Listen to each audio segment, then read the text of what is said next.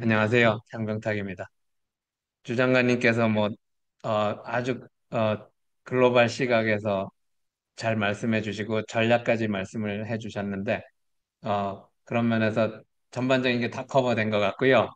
어, 저는 좀 더 이제 그냥 전통적인 어떻게 보면 인공지능 연구자로서 AI가 지금 가고 있는 방향으로 볼 때, 예를 들면 챗GPT 다음이 뭐지? 그래서 챗GPT가 정말 세상을 바꿨잖아요. 인공지능 역사가 70년인데 사실은 어마어마한 변화입니다. 튜링 테스트라는 게 있는데 인공지능에서 그 튜링 테스트를 불가능하다고 생각해 온 건데 정말 통과한 겁니다. 그냥. 그래서 어마어마한 일이고요. 그래서 챗GPT 다음이 뭐지라고 생각해 보면 그와 같은 거를 지금부터 준비해야 되는 거 아닌가. 그래서 그런 연장선상에서 보면 어 여러 보도나 이런 데서도 이미 나오기도 한 것 같은데 약간 휴머노이드 AI 로봇 에이전트입니다, 사실은. 인공지능이 에이전트, 지금 에이전틱 AI가 얘기가 지금 많이 되고 있지만 90년대 초부터 에이전트를 연구하기 시작했습니다, AI가.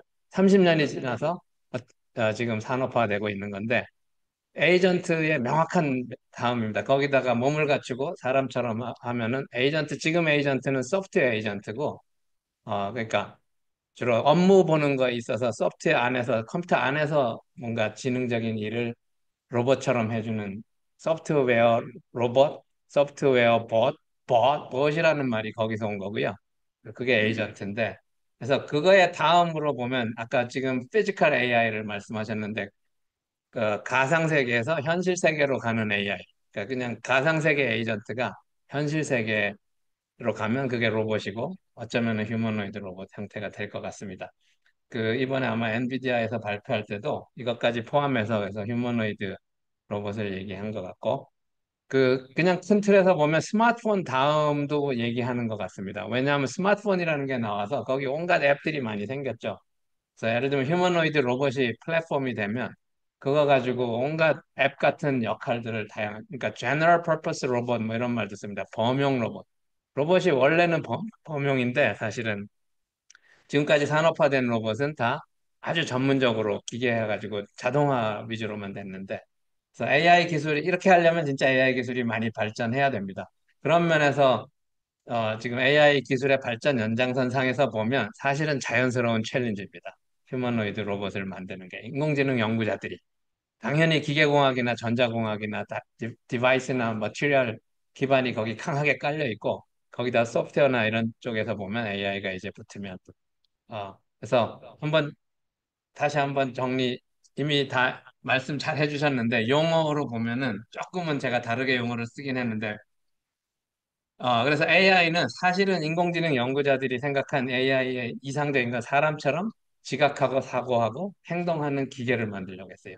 그래서 지각한다는 거는 주로 눈, 귀, 코, 입 이런 데가 하는 오감 감각이고, 그다음에 사고하는 거는 머릿속으로 주로 로직이고 언어였습니다. 그게 챗GPT가 지금 생각하는 부분을 먼저 완성을 한 겁니다. 근데 지각은 약합니다, 아직.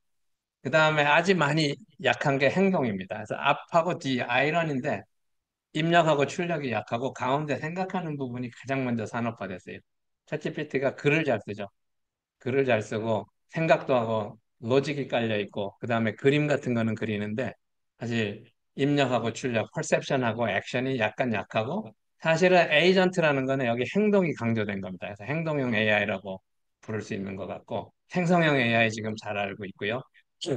그다음에 앞에 아까 말씀하신 거에 예측 분류 사실은 그게 기술적으로 정확한 용어인데 예측 분류 이런 걸 다 포함해서 약간 판단형이라고 제가 여기 한마디로 했는데 그래서 판단형하고 생성형의 차이는 사실은 기술적으로 되게 명확합니다.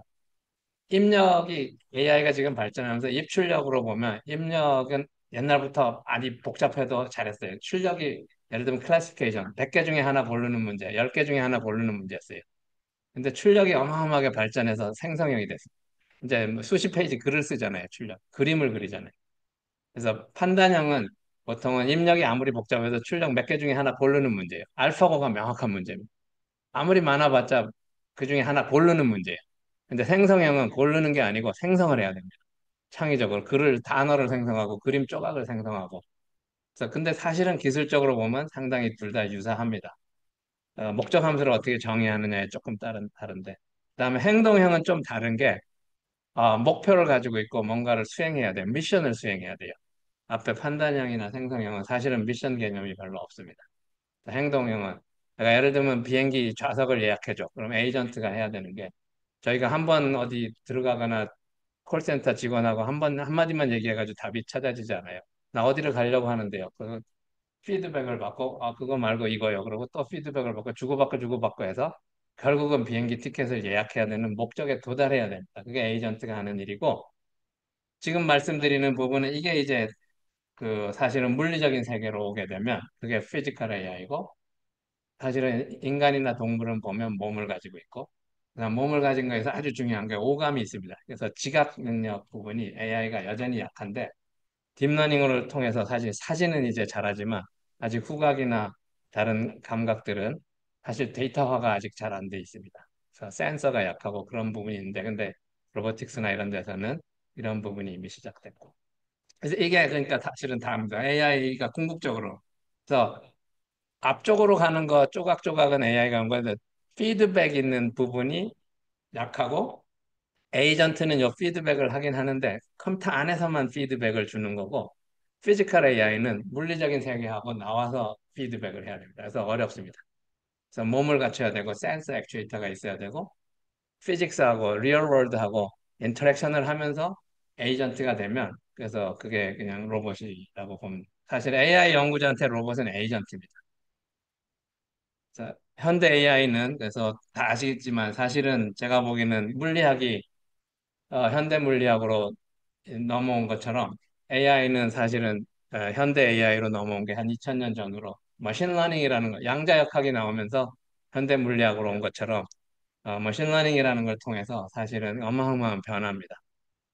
혁명입니다. 잘 생각해 보면 지금 너무 익숙해서 데이터 가지고 학습하는 게 너무 익숙하지만 혁명인 이유가 옛날에는 머릿속으로 코딩 프로그램 알고리즘을 생각했어야 됩니다. 그거를 그냥 코딩으로 표현만 한 것뿐인데 지금은 AI가 알고리즘을 지가 짜는 겁니다. 우리가 머리 쓰던 부분을 기계가 대신하고 있고 사실은 혁명입니다. 제가 컴퓨터공학부 교수인데 컴퓨터공학부에서 가르치는 게 알고리즘 설계하고 주로 이런 거고 해석하고 이런 건데 사실은 그런 부분이 지금 AI 문제에서 적어도 생각해 보면 그게 경쟁력이 없는 게 많다는 거예요. 물론 모든 거를 다 AI가 잘하지는 아직은 못하고 당연히 시간이 더 걸릴 부분도 있지만 지금까지 우리가 알고리즘으로 머리 써가지고 설계하고 이런 것들을 인간이 하던 것보다는 기계가 데이터만 있으면 입출력 데이터만 주면 알고리즘을 저절로 더 잘 짜줍니다. 심지어는 코드도 생성해주죠. 코드를 생성하는 것, 글을 쓰는 것보다 쉬운 문제입니다. 기계한테는. 인간의 언어는 컨텍스트 센시티브 랭귀지 그래서 문맥에 따라 의미가 달라져서 어려운데 컴퓨터 프로그래밍 코드는 컨텍스트 프리 랭귀지예요. 그거보다는 문맥이 명확하게 그러니까 물론 인간이 보면 어려워 보이지만 기계한테는 훨씬 쉬운 언어예요. 그래서 코드 생성하는 건 사실은 별로 어려운 문제가 아닐 수도 있습니다. 그래서 이미 하고 있죠. 그래서 그러면서 결국은 머신러닝이라는 걸 통해서 혁명이 시작됐고 이제 딥러닝으로 이게 복잡도가 올라간 거고 생성형 AI는 아까 말씀드린 출력 부분의 복잡도를 어마어마하게 키울 수 있게 확장된 겁니다. 결국은 사실은 어떻게 보면 올해 AI 연구 분야에 있었던 사람으로 사실은 허무한 거는 이거 그냥 컴퓨팅 파워가 계속 좋아지고 데이터만 많아져서 이게 잘 되는 거 아니야?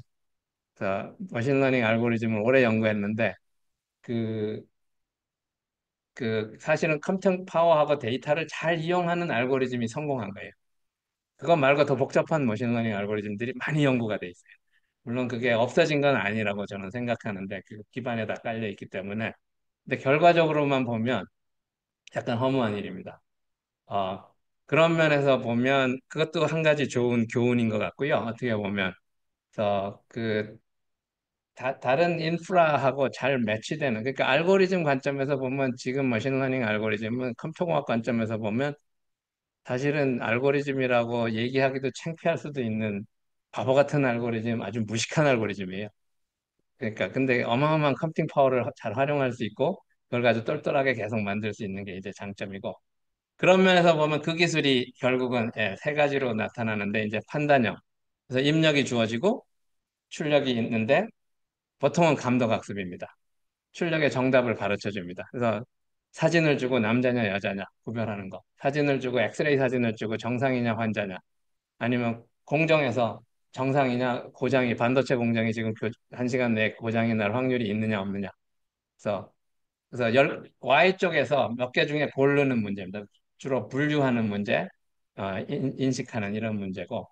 어, 그래서 지금 이게 이제 복잡도가 어마어마하게 딥러닝으로 커져서 입력하고 출력이 상당히 복잡해져도 이거를 매핑을 학습해낼 수 있다는 거고, 이거의 수학적인 근거는 이미 1989년에 사실 마련돼 있습니다.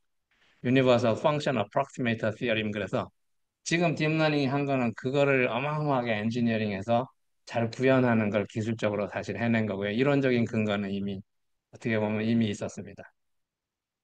그래서 그거를 이제 판단형 AI, 뭐 예측형, 분류형 여러 가지로 이제 부를 수 있는데 출력은 몇 개 중에 하나를 고르는 문제입니다. 아무리 복잡해져봤자 몇 개 중에 하나 고르는 문제로 포뮬레이션하고 데이터를 모으면 AI가 해냅니다. 그래서 응용이 무한한 이유는 이게 제조업이 되든 의학학이 되든 무슨 뭐 리테일에서 데이터가 되든 사실은 돈 케어입니다. 그래서 출력이 뭐 중에 하나 고르는 기본적으로 yes, no 중에 하나 고르는 문제로 포뮬레이션 할 수 있으면 데이터만 많이 모으면 상당 부분 해냅니다. 생성형은 사실 그거의 변형일 뿐이에요. 입력하고 출력이 있는데 우연히도 출력을 입력하고 똑같은 거라고 생각하시면 되는데 그래서 약간 무감독 학습이라고 보시면 되고 강아지 사진을 주고 똑같은 강아지 사진을 생성하는 거예요. 그러니까 입력하고 출력. 그 다음에 어떻게 재생성하느냐, 리컨스트럭션 하는, 그러니까 사실은 컴프레션입니다. 컴프레션 하는 알고리즘이고, 내가 하는 일이 컴프레션입니다. 로시 컴프레션이에요. 그러니까 뭔가 잃어먹고, 의미만 하고, 에센스만 남기고 하는, 이거를 구현하는 방법은 여러 가지가 있겠지만, 트랜스포머가 지금 이거를 한 가지 잘 구현한 거고, 어, 그래서 보시면은 그림도 생성하고, 심지어는 비디오도 생성하고, 그다음에 심지어는 입력이 글이 들어가고 출력이 글이 나와도 똑같은 글이죠. 그냥 그다음에 입력이 사진을 넣고 출력을 똑같은 사진을 하라고 해도 되지만 입력에다가 사진하고 글을 주고 출력에다 똑같은 사진하고 글을 줘도 수학적으로 똑같은 문제입니다. 글이든 그림이든 사실 동캐예요. 이게 뭐 센서 데이터가 되든 사실은 텍스트가 되든 이미지가 되든 물론 기술적으로 효율성은 다른 부분이 있지만 그래서 그림하고 사진을 입력으로 주고 그림하고 사진을 출력으로 똑같이 하고 학습을 한 다음에 나중에는 이용할 때는 그림만 주고 나중에 글을 출력할 수도 있죠. 크로스 모델로. 이런 실험을 사실은 이게 저희 연구실이 뽀로로 만화 영화를 가지고 이미 한 2007년에 했었습니다. 오래전에. 만화 영화를 재생성하는 거를. 그런 실험들이 근데 단지 이제 복잡도 면에서 깨끗한 그림이 나오는데 시간이 오래 걸렸는데 개안이나 뭐 이런 게 나오고 딥러닝이 이제 활성화되고 컴퓨팅 파워가 좋아지고 데이터가 많이 생성되는 과정에서 이제 좋아졌는데 개념적으로는 이게 뇌가 진짜 잘하는 부분이에요. 뇌가 잘하는 부분이고 그래서 생성형이 무엇보다 혁신적인 이유는 그 고급 우리가 보는 많은 업무가 다 문서 작업인데 문서 작업을 기계가 다 지식 노동에 해당하는 거를 인공지능이 사실은 상당 부분을 해주기 때문에 업무, 특히 언어로 쓰는 다큐멘트, 문서 업무, 그다음에 심지어는 그림 이런 거를 기계가 이제 다 해주고 어마어마한 데이터가 있죠. 이미 PC가 나오면서부터 스마트폰이 나오고 모든 데이터가 다 그런 거는 저장돼 있기 때문에 AI가 그걸 학습해서 지금 인간 수준을 도달하고 있는 거라고 볼 수 있고요. 그래서 생성형 AI하고 그 약간 판단형 예측형 AI가 이게 다른 점. 기술적으로는 아까 말씀드린 것처럼 출력의 종류가 다르다고 보시면 됩니다. 출력이 이제 사진이나 그림 되는 이런 거. 행동형 AI가 조금 많이 다릅니다, 사실은. 그래서 아까 말씀드렸죠. 근데 머신러닝으로 보면 강화학습이 행동형 AI의 기본적인 거예요. 그래서 에이전트입니다. 여기 보시는 것처럼 이 에이전트가 멀리 걸어가는 게 목적인데 감독학습처럼 정답을 가르쳐 줄 수도 없고 그러니까 잘했다 못했다 판단만 해줍니다. 사후에 판단만 해줍니다. 근데 그래서 리워드를 주는데 그러면 잘한 방향으로 계속 가려고 새로운 시도를 합니다. 그래서 시행착오하고 오류를 교정하고 스스로 계속 개선을 하고. 알파고가 바둑을 배운 거나 챗GPT가 지금 사람의 글을 계속 흉내내는 게 피드백 주고 하는 게 다 강화학습의 개념이고. 그러니까 한 번의 문제를 푸는 게 아니고 여러 번 반복하면서 계속 개선하는 개념이고 결국은 해냅니다.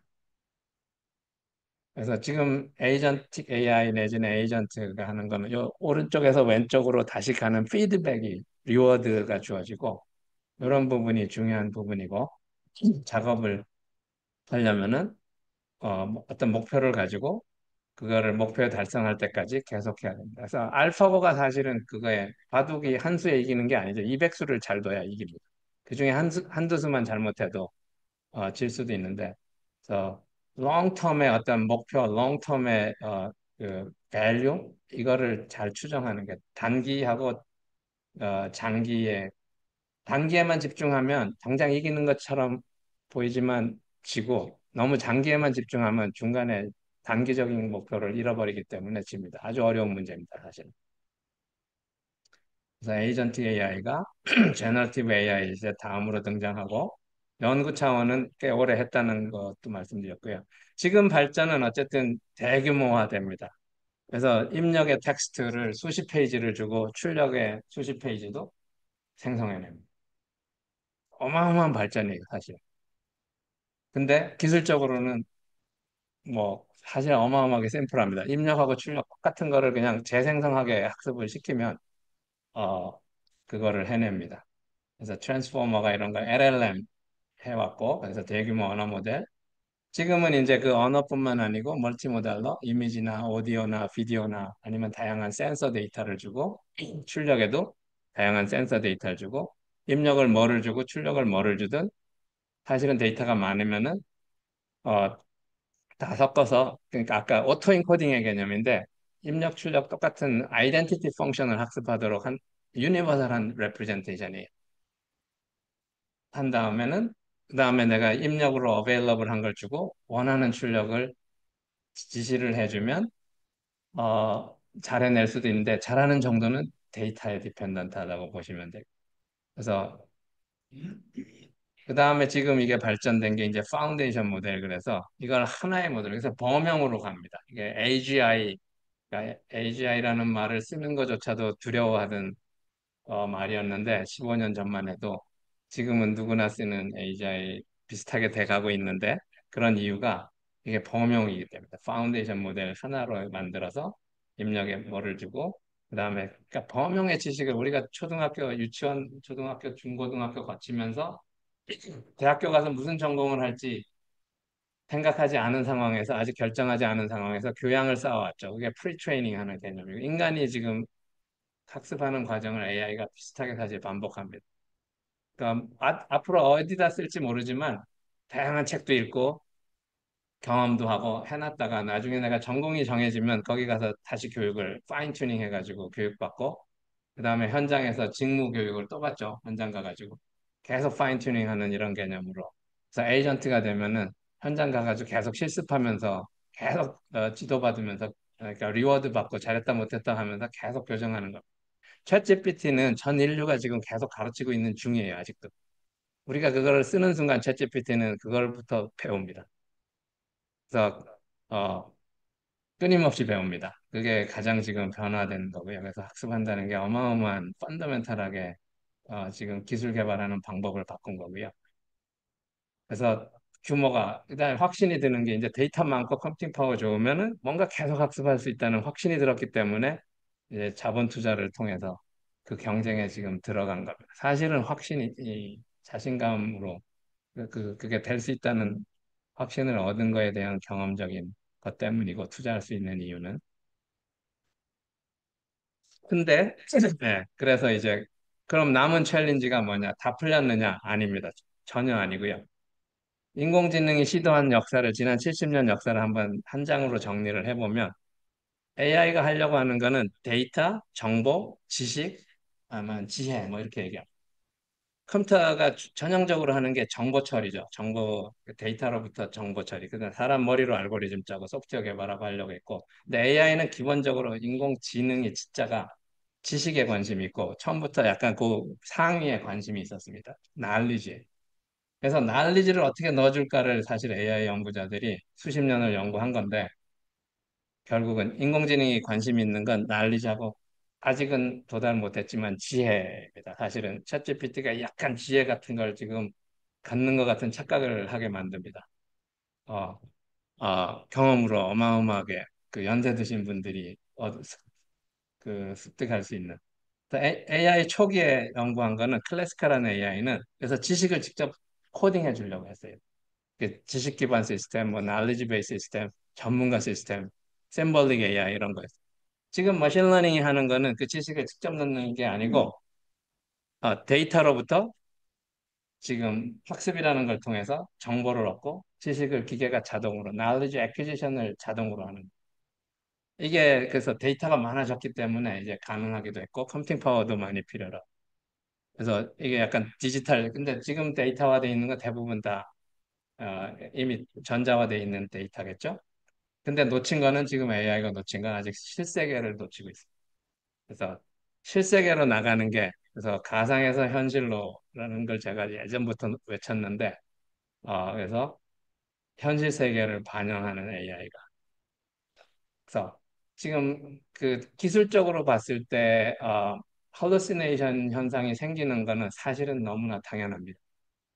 철학적으로나 기술적, 수학적으로 보면은. 그래서 이게 인덕션을 하기 때문에 인덕션이라는 거는 그러니까 디덕션하고 달리 결론으로 얻은 거를 사실은 개런티 하지는 못합니다. 논리적으로.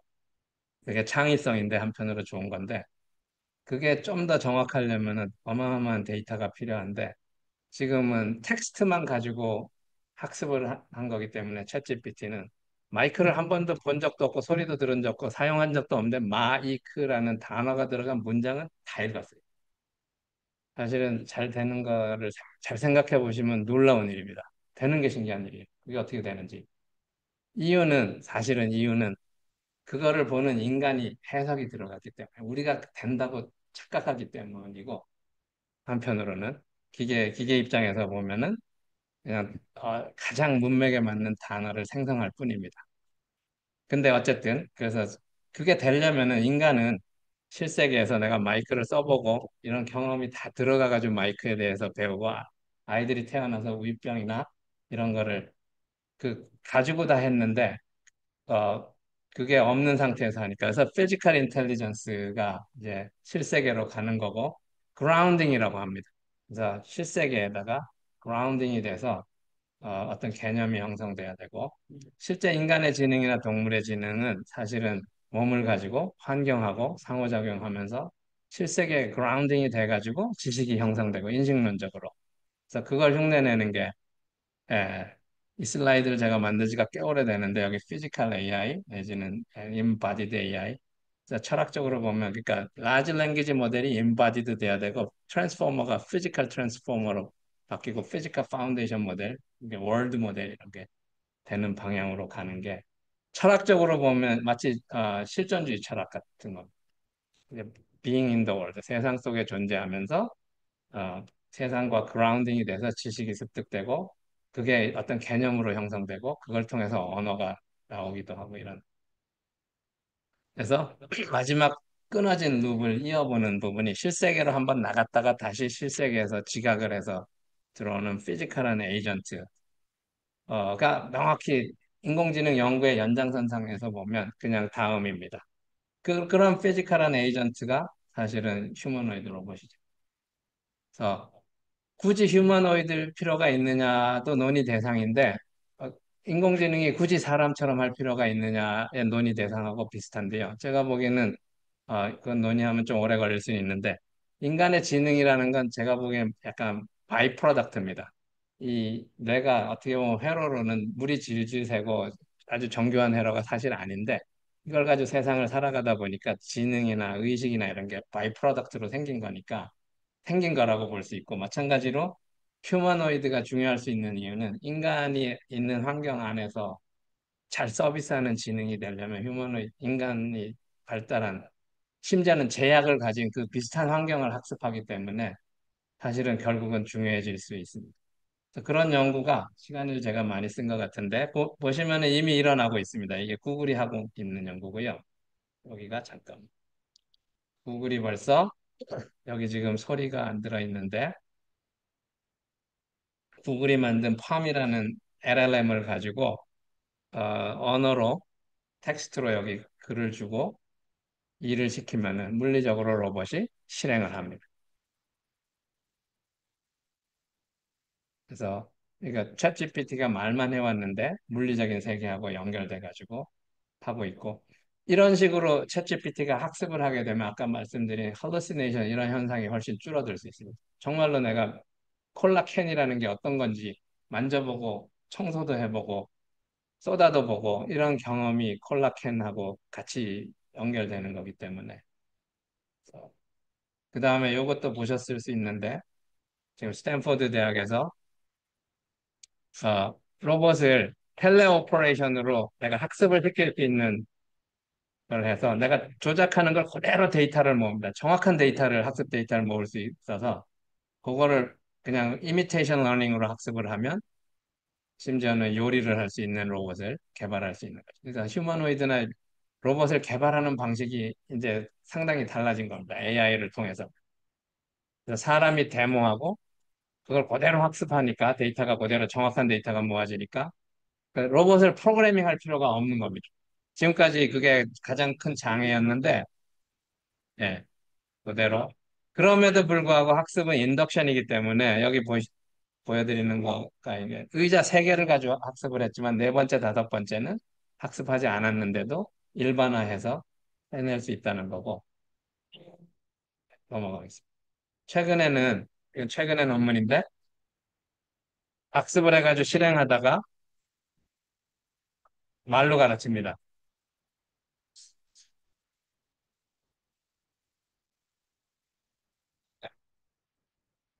잠깐만 한 번 더 볼게요.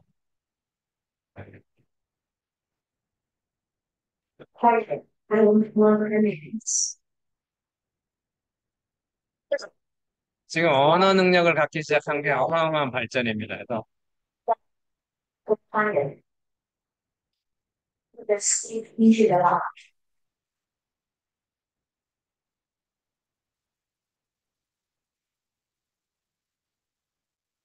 그러니까 아이들이 언어를 하기 시작하면서 사실은 많은 거를 새로 배우죠. 그런 것처럼 로봇이 이제 그냥 초기 상태뿐만 아니고 계속 성장할 수 있는 요거는 우리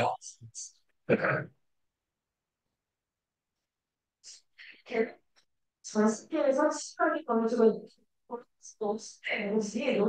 이야기를 예, 들었습니다. 잠깐만 그리고 배우는 이름을 갖고 있는데요. 지금 기자가 언어 최초로 퀴즈를 연하고 있습니다.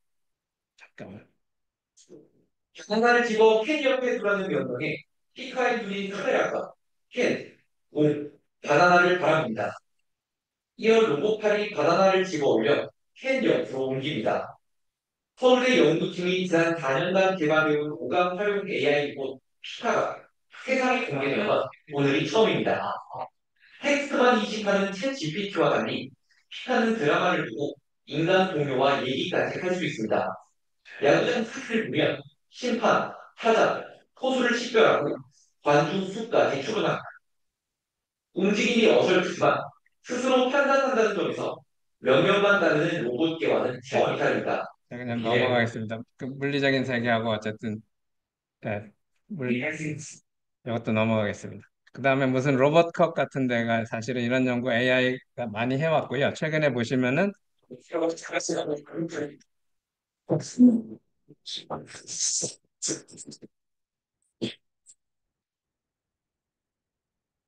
아시다시피 테슬라가 사실은 이런 휴머노이드에 어떻게 보면 불을 지른 것 같고요. 이거를 단순히 그냥 안내나 이런 정도가 아니고 휴머노이드 로봇이 제조 공장에서 사람의 노동력을 대신할 수 있는 거를 만들겠다고 선언만 할 때는 아무도 안 믿었는데 이게 매년 달라지는 걸 보고는 지금 보시면 사람이 가르치는 거죠. 사람이 행동을 하면 로봇을 만드는 방법이 완전히 달라진 겁니다. 그리고 사람 모양의 관절 그대로 휴머노이드의 또 다른 장점은 사람 모습을 그대로 했기 때문에 그 행동을 그대로 배울 수 있다는 것. 그다음에 요거는 버스턴 다이내믹스에서 최근에 조금 된 것 같은데 보시면은 약간 뭐 공장 같은 환경에서 작업을 좁은 공간에서 몸을 웅크려가면서 팔을 꺾어가면서 작업을 할 수 있다는 거죠. 그러니까 보통은 지금까지 로봇을 도입하거나 자동화를 하려면 환경의 인프라에다 투자했잖아요. 환경을 바꾸는 게. 근데 지금 휴머노이드의 장점은 기존의 환경 안에서 사람이 작업하는 것처럼 기존 환경에 오히려 로봇이 적응을 하니까 그게 인프라 투자가 적은 게 장점입니다. 그래서 범용으로 그러려면 똘똘해져야 되는데 이제 똑똑하게 어떻게 만드느냐가 사실은 관건입니다. 그래서 지각 능력, 행동 능력이 여기 대단히 좋은 걸 보여드리는 거고 이제 사고하는 능력 같은 경우도 꽤 있는 거죠. 어떤 작업을 해야 되는지, 이게 어디로 가야 되는지. 예. 그다음에 이것도 보셨을 것 같지만 사실은 챗GPT의 연장으로 그저 몸을 단 거죠. 명확히 이미 챗GPT 오픈 AI가 피겨에 투자해가지고 로봇 회사에 몸하고 붙였고, 예, 붙였습니다. 뭐 그다음에 이게 아마 어쩌면 비전일 것 같습니다. 이게 스마트폰이나 PC가 나와서 가정에 그냥 홈 PC가 나온 거하고 어쩌면은 비슷하다고 볼 수도 있는. 거기서 스프레드시트 뭐 계산하는 거, 워드 프로세서 이런 것들이 다양한 프로그램이 붙은 것처럼 휴머노이드 로봇 플랫폼 상에서 이걸 가지고 내가 아이들이랑 놀아주는 앱이 될지, 청소를 해줄지, 집안 정리를 해줄지, 뭐 교육을 할지, 아니면 자동차에서 뭐 물건을 꺼내오는지 이거는 일론 머스크가 지난번 발표 때 제시한 비전인 것 같습니다. 그다음에 전략이나 이런 거는 뭐 아까 어, 어, 장관님께서 말씀해 주셔서 이건 넘어가도 될 것 같습니다. 예. 한 가지만 하면 아까 제가 튜링 테스트를 지금 AI가 60년 지나서 통과했는데 사실은 그 다음 튜링 테스트가 있습니다. 그게 토탈 튜링 테스트예요. 튜링 테스트는 원래 장막에 가리고 누군지 상대방을 안 보여줍니다. 근데 장막을 로봇인지 아는데도 이게 이 영화가 토탈 튜링 테스트를 한 영화인데 엑스 마키나라고 로봇인지 아는데 사랑에 빠집니다. 그래서 기계인지 알면서도 사랑에 빠질 정도로 AI가 감성을 갖고 뭐 똘똘해지는 거고. 그 다음에 진짜로 AI 학회에서 AI가 약간 항상 야단을 많이 맞는데 또 야단 맞을 수도 있는데 제가 보기엔 1997년에 로보컵을 시작했어요. 로보컵 축구 대회로. 그게 다 자율주행이나 이런 기술에 그때 시작할 때 뭐를 얘기했냐면 50년 후에 2045년에 휴머노이드 로봇하고 사람하고 축구하는 거를 얘기했습니다. 아직 시간이 있는데 어쩌면 생각보다 빨리 올 수 있는 것 같아요. 그래서 그게 그러니까 사람하고 축구하는 휴머노이드 로봇 만드는 거를 이미 1997년에 AI 학회에서는 얘기를 했었습니다. 그런 면에서 보면 지금 AI는 명확히 로봇으로 가는 게 맞고요. 그 다음에 인간이 그러면 할 일이 이제 더 사회 이슈는 더 제가 보기엔 심각해지는데 지금보다 이제 인간의 육체 노동을 다시 대신할 거고 블루 칼라 직업을 넘볼 거기 때문에 그 다음에 인간이 할 일이 뭐냐 어쩌면 로봇 가르치는 일일 겁니다. 아까 보시다시피 우리가 하는 일상 행동 어쩌면 지금 프롬프트 엔지니어라는 새로운 직업이 생겼는데 옛날 AI가 만든 거는 이렇게 knowledge engineer라는 직업을 만들었었어요. 80년대 지식 그 공학이라고 했는데 지금 프롬프트 엔지니어가 새 직업인데 제가 보기엔 앞으로 새로운 직업은 약간 제가 튜처링 엔지니어라 그랬는데 AI를 가르치는 게 새로운 직업이 될 것 같습니다. 네, 여기까지